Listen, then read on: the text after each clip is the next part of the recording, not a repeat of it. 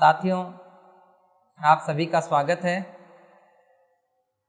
अभी हम संधि पढ़ रहे हैं। संधि में कल हमने संधि का परिचय किया। आज हम स्वर संधि पढ़ेंगे कि स्वर संधि क्या होती है और इसके कौन कौन से भेद होते हैं और उनकी पहचान किस तरीके से करेंगे। यदि आज की कक्षा आप ढंग से पढ़ लेते हैं तो आगे जो आने वाली कक्षाएं हैं उनमें आपको स्वर संधि में किसी तरह की कोई समस्या नहीं आएगी। तो अभी हम स्वर संधि की बात करेंगे।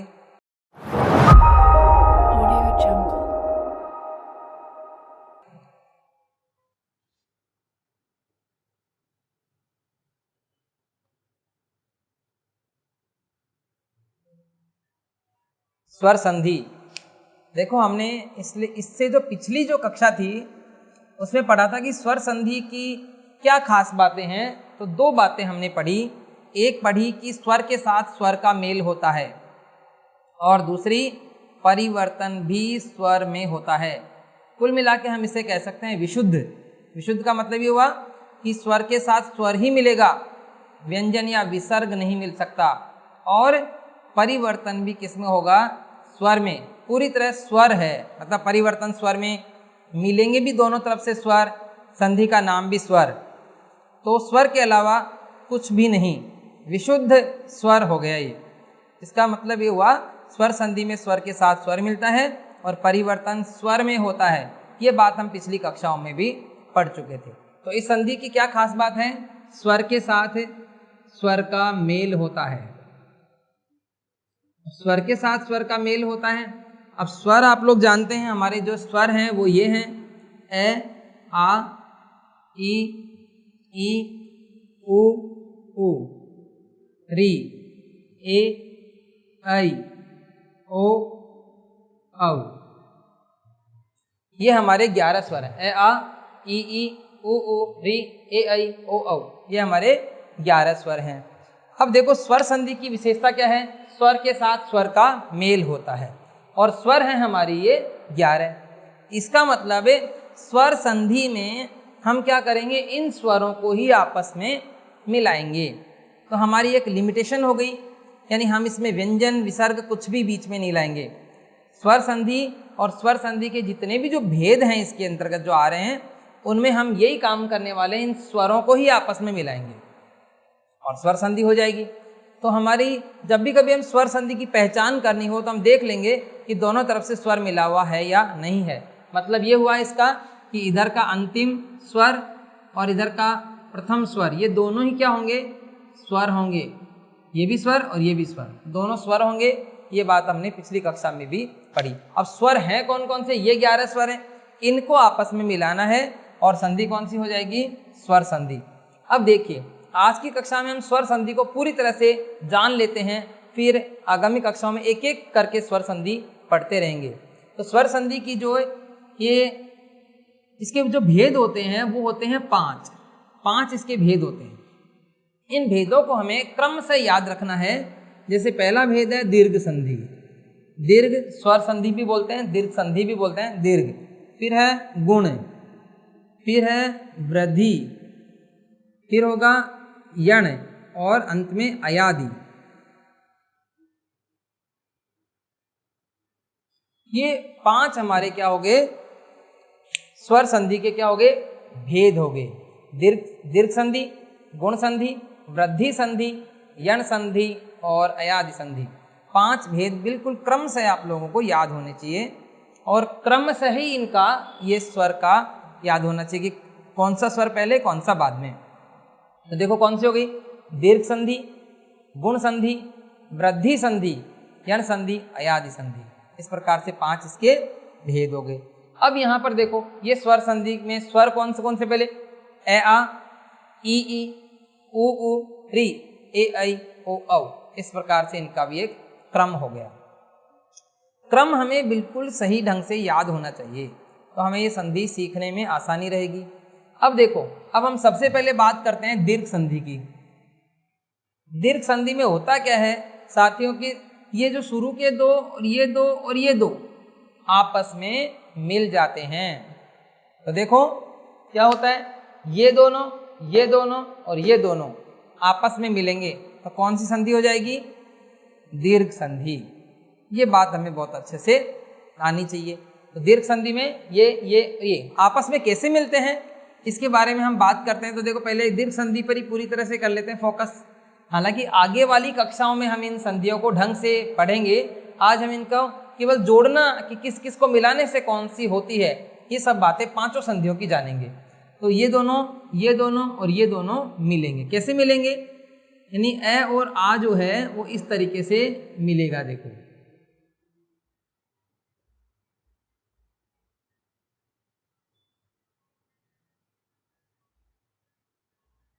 ठीक है, कैसे मिलेंगे? जैसे ए के साथ ए मिल सकता है, ए के साथ आ मिल सकता है, आ के साथ ए मिल सकता है और आ के साथ आ मिल सकता है। चार स्थितियां, यानी यहां देखेंगे ए के साथ खुद ए मिल सकता है, ए के साथ में आ मिल सकता है, आ के साथ में ए मिल सकता है और आ के साथ में आ मिल सकता है। इस प्रकार से हो जाएगा। फिर ई में देखेंगे,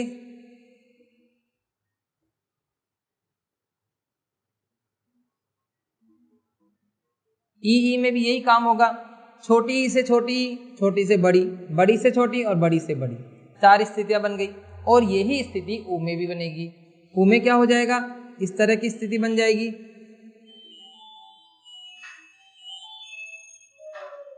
छोटे ऊ से छोटा ऊ, छोटे से बड़ा ऊ, बड़े से छोटा ऊ और बड़े से बड़ा ऊ। चार स्थितियां किसकी बनेंगी? यहाँ ऊ की बनेंगी। ये बात हमें बहुत अच्छे से आनी चाहिए। तो देखेंगे साथियों, दीर्घ संधि ये दोनों मिलेंगे, ये दोनों मिलेंगे, ये दोनों मिलेंगे। अगर हमें इतनी बात भी याद रह जाती है तो आज की कक्षा के लिए सफिशिएंट है दीर्घ संधि के मामले में। और अगले जो है वो बात करेंगे गुण वृद्धि की क्या बातें हैं, या यादी की भी करेंगे। तो आपको ये याद रखना है कि ये दो दो दो आपस में मिलेंगे और इनमें से जो बनेगा ना, वो इनमें से जो बड़ा होगा वही बनकर आ जाएगा। यानी इन चारों में क्या बनेगा? आ। इन चारों में ई बड़ी और इन चारों में ऊ, वो भी बड़ा बनेगा। तो दीर्घ संधि की बात आपने समझी कि ये दोनों आपस में मिलेंगे, ये दीर्घ संधि खत्म हो जाती है। अब हम बात करते हैं गुण संधि की। फिर अगली कक्षा में हम इस दीर्घ संधि को पूरी डिटेल से पढ़ने वाले हैं कि इसमें कैसे बनते हैं, क्या बनते हैं। अब बात करते हैं गुण संधि की। तो देखो दीर्घ संधि हमने पढ़ ली, इसको समझ लिया कि क्या क्या मिलाते हैं। अब गुण संधि की बात करने वाले हैं। गुण संधि में क्या होता है? ये दो जो है ए आ के बाद में उसके बाद वाले पांच आते हैं तो गुण संधि हो जाती है। हम इन स्वरों का ही जोड़ तोड़ करके पांचों संधियां समझ लेंगे। तो देखो दीर्घ संधि की बात हो गई थी, दो दो दो। अब गुण संधि में इन दोनों के बाद में ये उसके बाद वाले पांच आएंगे। वो कैसे आएंगे? देखो जैसे ए आ के बाद में क्या आ जाएगा? ई आ जाएगा। एक बार अच्छे से समझना। फिर ए आ के बाद में देखो क्या आ जाएगा? ए आ के बाद में ऊ आ जाएगा। और तीसरी स्थिति में ए आ के बाद में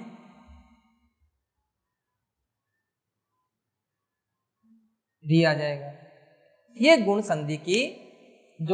संधि में जो भी स्वर मिलेंगे वो इस प्रकार से मिलेंगे। देखेंगे दीर्घ संधि आपको याद हो गई, दो दो दो।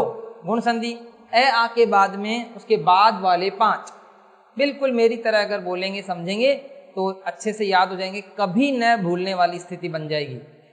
यानी ए आ के बाद में ये दोनों, फिर ये दोनों और फिर ये एक, यानी ये पांच अगर आ गए तो संधि कौन सी हो गई? वहां गुण संधि हो गई। ये बात हमें अच्छे से आनी चाहिए। तो ये गुण संधि की बात हो गई। अभी हम बात करेंगे अगली कौन सी संधि? गुण संधि के बाद में ये गुण थी और अब बात कर रहे हैं हम वृद्धि संधि। जो गुण के बाद में वृद्धि पढ़ते हैं तो ये वृद्धि संधि हो गई। वृद्धि संधि में क्या होता है? ए आ के बाद में जो बच गए जो चार लिखने हैं हमें, तो वृद्धि संधि हो जाएगी। देखो कैसे होगा? वृद्धि संधि में इस प्रकार से हो जाएगा, ए आ और ए आ के बाद में क्या आएगा? ए आई आ जाएगा इधर। तो फिर इधर ए आ के बाद में यहां क्या आ जाएगा? ओ औ आ जाएगा।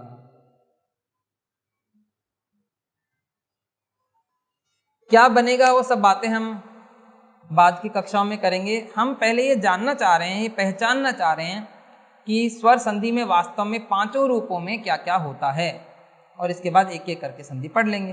तो देखो अभी हमने 3 इसमें संधियां पढ़ी, दीर्घ संधि, गुण संधि और वृद्धि संधि, और ये हमारे पास स्वर हैं। तो स्वर में क्या जानकारी हमने की, दीर्घ संधि में ये दोनों आपस में मिलते हैं, दीर्घ संधि हो जाती है। गुण संधि में ए आ के बाद में उसके बाद वाले 5 आते हैं, जैसे ये 5 आ गए, ए आ के बाद में ई ऊ और री, ये आ गई, गुण संधि हो गई। फिर है वृद्धि संधि, वृद्धि संधि में ए आ के बाद में ये बच गए जो 4, ए ऐ ओ औ, ये आ गई, ये हो गई वृद्धि संधि। साथियों 3 संधियां आपको बिल्कुल दिमाग में बिठा लेनी है, इसमें कोई आपके चक्कर नहीं पड़ना चाहिए। यदि इसमें अभी भी कंफ्यूजन है तो आप फिर आगे वाली संधियों में हमें समझने में दिक्कत आ सकती है। तो बहुत सिंपल सा है, आप लोग सभी इन स्वरों की तरफ नजर रखेंगे, कैसे इनका क्रम है, ए आ, ई ऊ री, ए ऐ ओ औ, ये इनका क्रम हो गया।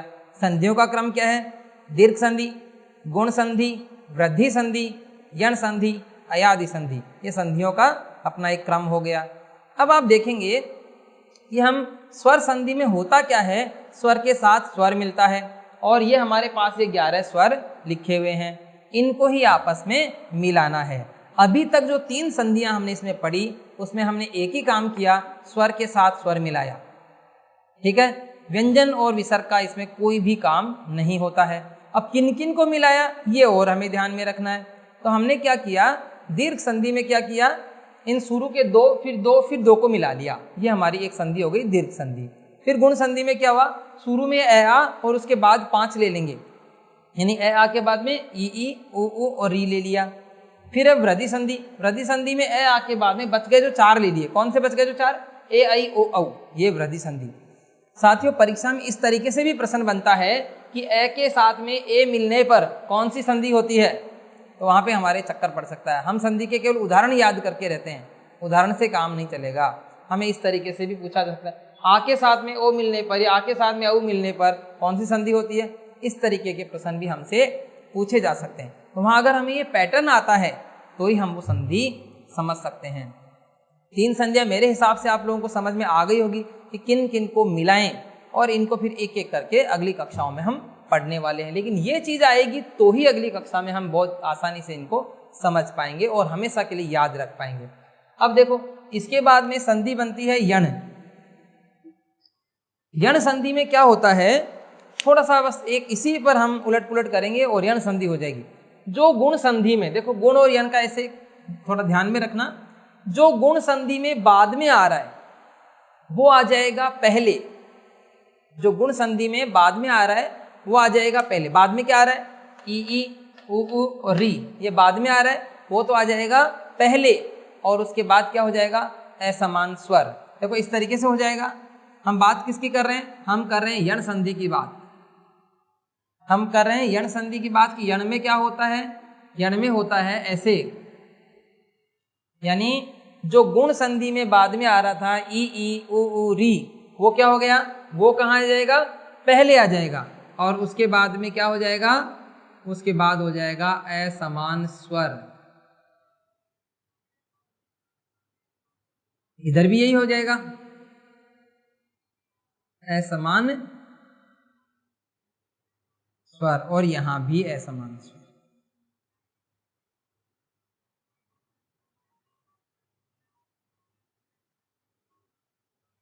इस बात को बहुत अच्छे से आपको समझना है। यानी हम क्या पढ़ने वाले हैं, अभी क्या पढ़ रहे हैं, यण संधि। यण संधि में क्या हुआ, जो गुण संधि में बाद में आ रहा था, क्या बाद में आ रहा था, ई ऊ री, वो तो पहले, और उसके बाद असमान स्वर। एक ही शब्द याद रखना, असमान स्वर। असमान स्वर का मतलब हुआ ई के बाद ई को छोड़ दो, समान को छोड़ दो, बाकी कोई सा भी आ सकता है असमान स्वर। ई के बाद ई को छोड़ दो और कोई सा भी आ सकता है, यानी इसमें ये भी आ सकता है, ये भी आ सकता है, ये सब आ सकते हैं, बस ई नहीं आएंगे। ई तो दीर्घ संधि में आते हैं।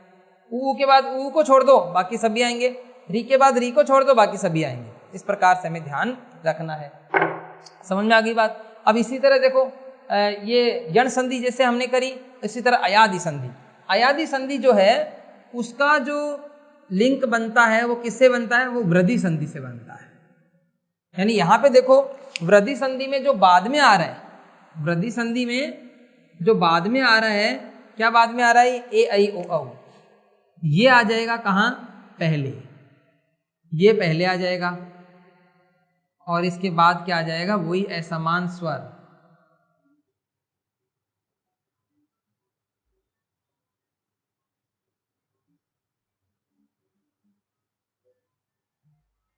यानी अयादी संधि, अयादी में क्या हो जाएगा, ए आई ओ औ, ये तो आएगा पहले और उसके बाद असमान स्वर आएगा, वह अयादी संधि हो जाएगी। साथियों, हमने पांचों संधियों को थोड़ा थोड़ा करके समझा है और इसको समझने की कोशिश की है। आप एक बार पूरा रिवाइज करेंगे कि हमारी ये पांचों संधियां हैं कौन कौन सी और किस प्रकार से इनको हम समझ सकते हैं, हमेशा के लिए याद रख सकते हैं। एक बार हम इसका दोहरान करेंगे और फिर अगली कक्षाओं में इनको एक एक करके इन संधियों को पढ़ेंगे। जैसे सबसे पहले हम दीर्घ पढ़ेंगे, फिर गुण पढ़ेंगे, फिर वृद्धि पढ़ेंगे, फिर यण और अयादी। इस प्रकार से हमारी स्वर संधि हम पूरी पढ़ेंगे और उसके बाद व्यंजन और विसर्ग संधि देखेंगे। अभी हम ये देखेंगे कि ये स्वर संधि में होता क्या है। स्वर के साथ स्वर का मेल होता है, स्वर के साथ स्वर का मेल, ये हमारे स्वर हैं, इनके अलावा कोई स्वर नहीं है। इन्हीं को हमें क्या करना है, मिलाना है, स्वर के साथ स्वर का मेल करना है। स्वर हो गए। अब ये सारे के सारे स्वर संधि के क्या हैं, भेद हैं, सारे के सारे स्वर संधि के भेद हैं। इसलिए इन सभी में क्या करना है, हमें स्वर के साथ स्वर को मिलाना है। अब कौन सी संधि में कौन से स्वर को मिलाएं, ये बहुत महत्वपूर्ण बात है। इसके लिए हमने पहले क्या किया, दीर्घ संधि, देखो क्या हुआ, ये दोनों ये दोनों ये दोनों आपस में मिल गए, कौन सी संधि, दीर्घ संधि हो गई, एक बात। दूसरी देखेंगे गुण संधि। गुण संधि में क्या करेंगे, ए आ के बाद में उसके बाद वाले 5, ये हो गई गुण संधि, ये गुण संधि हो गई। बहुत सरल तरीके से आप इनको सीखें, इनको लिखें, लिख लिख कर एक तरफ संधियों के नाम और एक तरफ स्वर लिखेंगे और इसको समझ लेंगे। आपको अलग से याद किसी तरह से भी कुछ भी नहीं रखना है, बस एक तरफ स्वर लिखा, एक तरफ संधि के नाम लिखे, जैसे मैंने बोर्ड पे लिख रखा है उस तरीके से लिखें। दीर्घ की बात खत्म हो गई। गुण में क्या करेंगे, यहाँ से ए आ के बाद में इसके जस्ट बाद वाले ही 5 ले लिए। फिर हम क्या करेंगे, वृद्धि संधि। वृद्धि संधि में क्या हो जाएगा, वृद्धि संधि में ए आ के बाद में उसके बाद बचे हुए 4, यानी ये किस में आ जाएंगे, ये आ जाएंगे वृद्धि संधि में, और ये किस में आ जाएंगे, ये गुण में और ये वृद्धि में। ये हमें थोड़ा सा ध्यान में रखना है। तो ये बहुत सिंपल सी बात है, यानी 3 बहुत सरल है। दीर्घ में ये दोनों ये दोनों ये दोनों, गुण में क्या करेंगे, इन दोनों के बाद 5, वृद्धि में क्या करेंगे, इन दोनों के बाद बच गए जो 4। तो ये हो गई हमारी वृद्धि संधि तक का काम। अब देखो, अभी हमने बात करी थी कि गुण संधि के वृद्धि संधि के बाद कौन सी संधि आती है, यण संधि। तो यण संधि को हम किससे जोड़ेंगे, यानी किससे, गुण संधि से, इन दोनों को कनेक्ट करेंगे। और इसमें होगा क्या कि गुण संधि में जो ये बाद में आ रहे थे, कौन कौन से बाद में आ रहे थे, ई ई उ उ री, ये आ जाएंगे पहले और उसके बाद असमान स्वर, ऐसे बनेगा। यानी पहले क्या आ जाएगा, ई ई उ उ री और उसके बाद में असमान स्वर। असमान स्वर मतलब उसके समान नहीं होना चाहिए। फिर देखो इसी तरह वृद्धि और अयादी। वृद्धि और अयादी में क्या होगा, इनका भी आपस में एक कंपैरिजन रहता है। और वो कैसे रहता है कि जो वृद्धि संधि में बाद में आ रहे थे, क्या बाद में आ रहे थे, ए आई ओ औ, ये वृद्धि संधि में बाद में आ रहे थे, ये आ जाएंगे पहले किसमें, अयादी संधि में। जो वृद्धि संधि में जो बाद में आ रहे थे वो अयादी संधि में कहाँ आ जाएंगे, पहले आ जाएंगे और उसके बाद में असमान स्वर, उसके बाद में असमान स्वर आएगा, मतलब उनके समान स्वर नहीं आना चाहिए, बाकी कोई सा भी आ सकता है। साथियों, मेरे हिसाब से आज मैंने जो इन स्वरों पर आप लोगों को यूं इधर उधर किया है कि इसके साथ ये जोड़ो और ये 5 संधियों को जानने की कोशिश की है, इसको आप याद रखेंगे। अपनी नोटबुक लेंगे और नोटबुक में एक तरफ इन संधियों के नाम और एक तरफ ये लेकर आप इनको कोशिश करेंगे कि आपको बिना याद करे ही आपको ये पता चल जाए कि किन 2 स्वरों को मिलाने से कौन सी संधि होती है। अगली कक्षा में हम पहले दीर्घ संधि पढ़ेंगे। दीर्घ संधि के जो भी इसके दोनों भेद, ये उदाहरण हैं सारे तीनों के, इसके तीनों जोड़ों के वो सारे उदाहरण पढ़ेंगे। संधि के छेद का तरीका समझेंगे, मात्राओं का ज्ञान कैसे करना है वो सब हम जानेंगे। आज की कक्षा के लिए इतना ही, धन्यवाद।